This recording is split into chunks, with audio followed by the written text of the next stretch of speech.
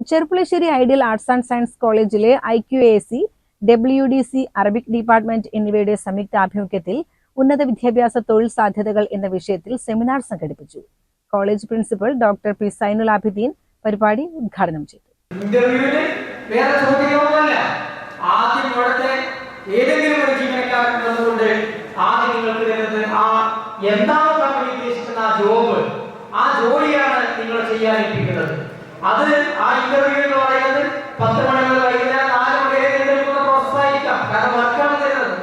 ആ വർക്ക് ചെയ്തതിന് ശേഷം പിന്നീടാണ് നിങ്ങളെ ആ വർക്കിനെ കുറിച്ച് അനലൈസ് ചെയ്യുന്നതും അതനുസരിച്ച് നിങ്ങളുടെ ബാക്കി കാര്യങ്ങൾ വെരിഫൈ ചെയ്യുന്നതും നിങ്ങളുടെ യോഗ്യതയും മറ്റും അന്വേഷിക്കുന്നതും അതൊക്കെ അവർക്ക് ഇഷ്ടപ്പെട്ടെങ്കിൽ മാത്രം ആ കമ്പനി ഉദ്ദേശിക്കുന്ന വർക്ക് കൃത്യമായി നിങ്ങൾ ചെയ്തിട്ടുണ്ട്, അവർക്ക് നിങ്ങളുമായി ഈ കമ്പനി പ്രൊസീഡ് ചെയ്യാൻ ഉദ്ദേശിക്കുന്നുണ്ടെങ്കിൽ മാത്രമേ അടുത്ത ഘട്ടത്തിലേക്ക് പോലും കടക്കുന്നുള്ളൂ.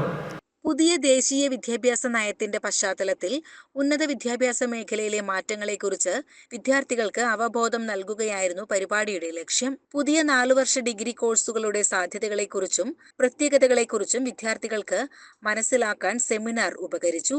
ഖത്തറിലെ DPS മോണാർക്ക് ഇന്റർനാഷണൽ സ്കൂൾ വകുപ്പ് മേധാവി doctor Tabassum Muhiyuddin, Perinthalmanna MES arts and science കോളേജിലെ ഇംഗ്ലീഷ് വിഭാഗം അസിസ്റ്റന്റ് പ്രൊഫസർ ഉമർ അലി എന്നിവർ സെമിനാറിന് നേതൃത്വം നൽകി.